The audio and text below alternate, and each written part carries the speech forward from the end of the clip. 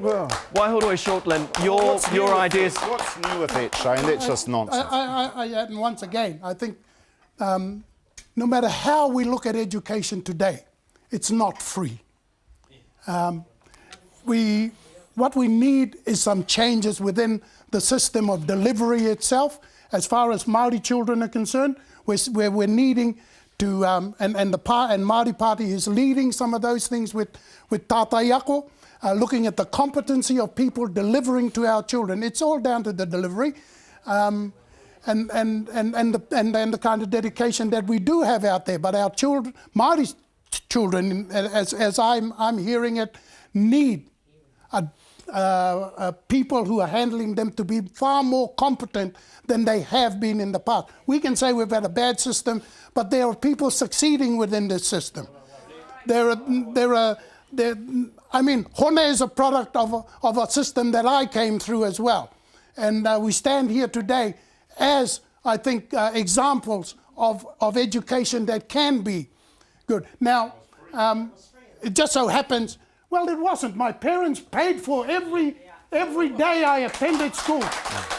My mother sold cows in order that I could go to school.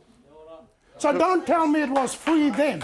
Okay, let's... Shane, look, what Hone just spoke about Mana's education thing was a whole lot of words. He went round and round in circle but said nothing. There was no outside-of-the-box thinking. All he's talking about is more of the same. They can't come up with ideas that are out of the box, that are aspirational, that are actually going to make a big difference for our people.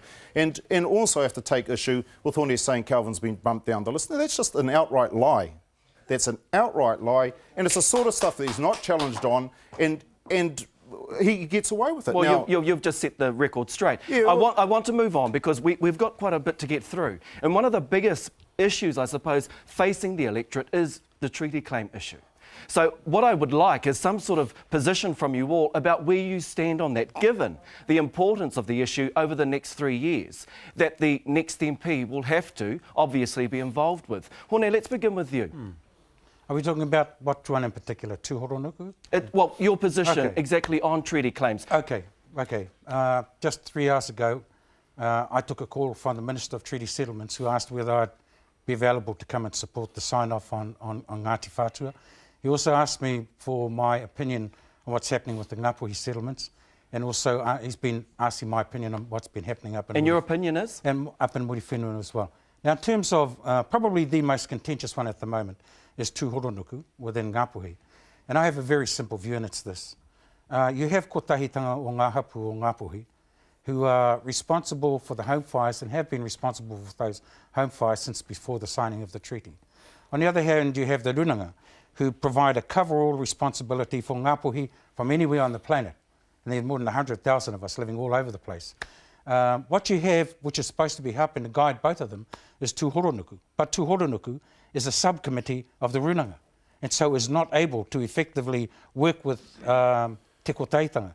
Tūhoronuku needs to be cut free, so it's completely independent, with representatives from the Runanga, representatives chosen and elected by te kotaitanga, with an independent chairperson to enable Ngāpuhi to move forward for the benefit of all of its members, regardless of where they may live. Kelvin Davis.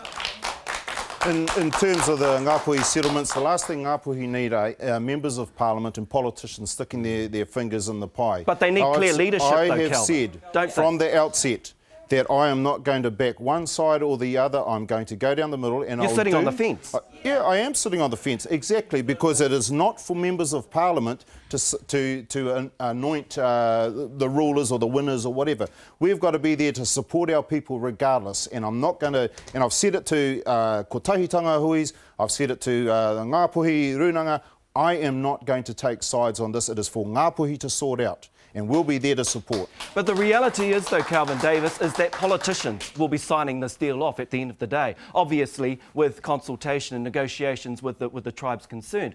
But they need that political leadership. They need to decide for themselves. It's not for members of Parliament to put our noses in and stir things around and try and move the people one way or the other. It's up to the people to decide. Waihoroi Shortland. Yeah, my views are well known. I mean, unlike the two to my right, I've had my finger in the pie. So I'm not going to be different yesterday to where I am today and where I will be So tomorrow. you support... I support the pathway that ngā hapu are leading. Why? Because it's about justice and it's about settlement and it's about reconciliation. The hapu are saying we need to be out, we need our not only just our story told, but we need to face our past, we need to deal with it up front, we don't need it overtaken by people rushing to the table at this point and talking money. That's what Ngāpuhi doesn't want. That's what Ngāpuhi needs to be led towards. I do agree with that comment from Wasi, but just one final thing. If it's true that there's 120,000 Ngāpuhi, I'd guarantee probably 80,000 of them don't know who their hapua is, but they do know their Ngāpuhi. That's why it's important that there's a coverall entity that can provide for all Ngāpuhi, regardless of where they were born and where they live on the planet. And until such time as the runanga or some other structure is sorted out, the runanga provides that. Hence the importance of bringing the runanga and te kotaitanga together in Tūhoronuku to provide leadership for all of the people. No, again, this is an assumption on Hone's part. The runanga was established to deal with fish. It's now morphing itself into something that it wasn't legislated for. It created Tūhoronuku because its own trust deeds didn't allow it to pursue the things that it's pursuing as part of its mandate group. But now it's being interpreted by the Crown and being interpreted by the likes of Hone as a cover-all for all the Ngāpuhi needs. Be careful. It isn't the cover-all. Please don't make assumptions. Please don't make assumptions about my interpretation. Yeah, but you do it to us all the time. But still, it isn't the cover-all Let's speak for one at a all time. of Ngāpuhi's needs that you make it out to be. It's there. It was established under the Fisheries Act. That's what it's there to attend to. Point made, point taken. Two more issues I do want to cover very, very quickly. The National Party, they want to bring back the minimum youth wage. Yes or no, do you support that, Hone? Opposed to it, absolutely. No, absolutely not. It's a race to the bottom. I can't see that being something that Maori will stand up for. But the Maori Party has supported it. Come on. Okay, another issue. You left the party? I left the party and that's why. Commenting on what's going on right now. I left the party and that's why, Wasi. Because they support initiatives that hurt our people. The point is, this is something that was announced today or even yesterday, and you're finding yourself in a position that you feel, hey, I can still comment on the Maori Party. Well, hey, where do you drag that from? I know they haven't come out in opposition to youth rates. Oh, come on. Just wait on. Okay, so no answer there from Waihoroi Shortland. Moving on to superannuation, the Labour Party has really revved the election campaign up by putting its stake in the ground, if you like, around super. Do you support the age being raised or being lifted from 65 to 67 over time? And I'll tell you why Māori shouldn't vote for Labour this election. Kelvin, can you tell us whether Phil Goff talked to the Māori MPs that he was going to raise the superannuation, which would effectively... Thank you, Hone. I'm glad you asked that question because we had... No, you're asking that question and I'm answering it because we had a massive... Which will deny many thousands of our kaumātua and kuia access to a superannuation that they've been paying for since they were 16 years old. Thank you, Hone. Let's get a response. Okay. First of all, the raising of superannuation to 67 is a superannuation and a savings issue. If we're talking about Māori longevity, that's a health and a social policy issue. And so we need to actually focus on the health and social policy issues if we want Māori to live into the 80s and 90s. But we're talking here about a superannuation and saving issue. And Hone's trying to distract it and all that sort of stuff. Nothing and trying to lead the debate, and you're allowing him to do nothing it. To distract us all. I saw Te Karere today. Who's the interviewer, Shane? You or him? Well, you've asked Hone questions too, haven't you, Calvin? You've asked questions. Right, yeah, now let's get back to the issue. Let's get... Hone. No, you've had your say. Hone, you've had your say. Hoha. But Labour's decision is going to hurt kaumātua and kuia. Typical mana behaviour. And you know it. Look at you, typical mana behaviour. And you know it, Hone, please, let's have some decorum, please.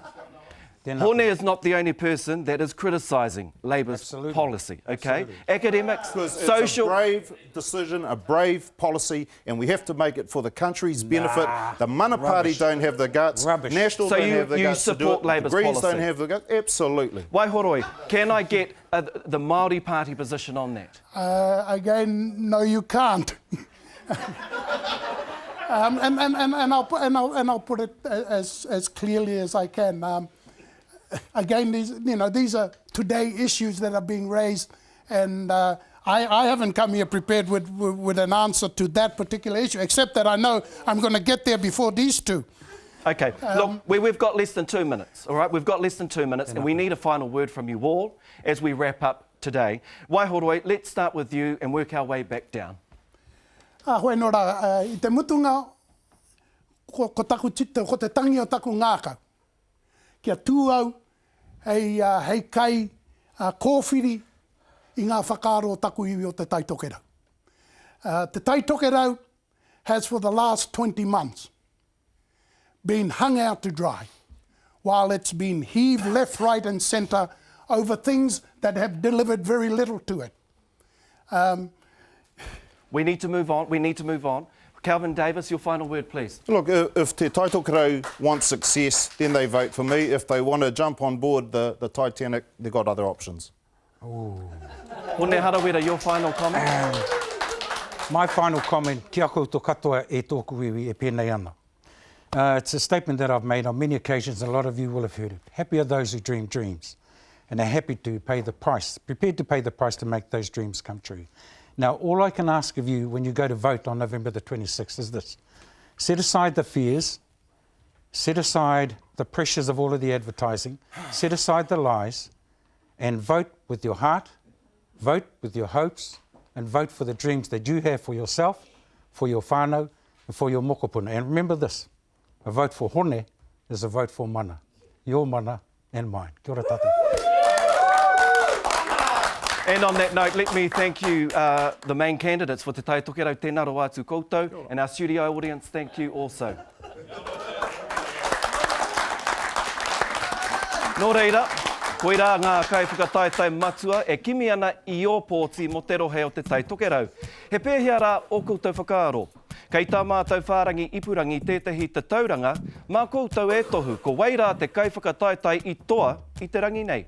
Haere ki TVNZ, Irakati Kau, Irakati NZ, haimua Marae Investigates. Mā mātou ngā hua e whakaatu a tērā rātapu.